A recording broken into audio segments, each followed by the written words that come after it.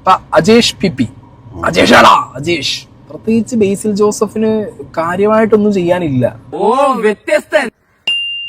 പക്ഷെ extra ordinary പെർഫോമൻസിനുള്ള വകുപ്പ് കഥയ്ക്കകത്തില്ല. എനിക്ക് സാധാരണ ബേസിലിനെ കാണുമ്പോൾ ഭയങ്കരമായിട്ടുള്ള ഒരു എക്സ്പെക്ടേഷൻ ഉണ്ടാവാറുണ്ട്.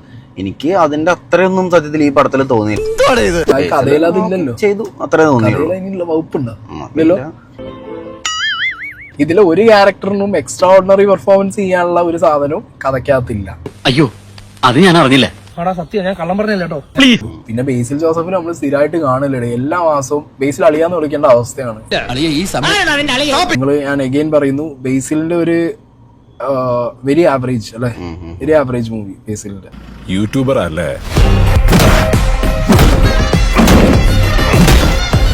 ഓക്കെ, സോ ഒരു മിക്സഡ് സാധനമാണ്. എനിക്കൊരു വെരി ആവറേജ്. നിങ്ങൾക്കോ? എനിക്കും അങ്ങനെ തോന്നിയുള്ളൂ. ഷാജി അങ്ങനല്ലല്ലോ പറഞ്ഞത്. ഷാജി എന്ത് പറഞ്ഞു? OTT-യിൽ എത്തിയതോടെ സൈബറിടത്താകെ ചർച്ച പൊന്മാൻ എന്ന ചിത്രത്തിലെ ബേസിൽ ജോസഫിന്റെ PP അജേഷ് എന്ന കഥാപാത്രമാണ്. അടിമുടി മാറിയ ബേസിൽ ഒരൊറ്റ ഫ്രെയിമിൽ പോലും ബേസിൽ മാനരസങ്ങളില്ല. സിനിമ മുഴുവൻ PP അജേഷ് മാത്രം.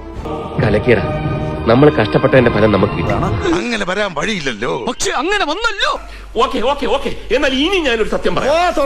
എന്തെങ്കിലും കുത്തിക്കേറ്റി തന്നെ വായിക്കാത്ത ഞാൻ അഗൈൻ പറയുന്നു, ബേസിലിന്റെ ഒരു വെരി ആവറേജ് അല്ലെ, വെരി ആവറേജ് മൂവി ബേസിലിന്റെ. നീ വ്യത്യസ്തനല്ലേ കളിയാ, അതുകൊണ്ടായിരിക്കും. ഞാനൊരു മണ്ടനാണെന്ന് നിനക്ക് സംശയം തോന്നുന്നുണ്ടോ? മുമ്പ് എനിക്ക് അങ്ങനെ സംശയം ഉണ്ടായി, ഇപ്പൊ ഉറപ്പായി.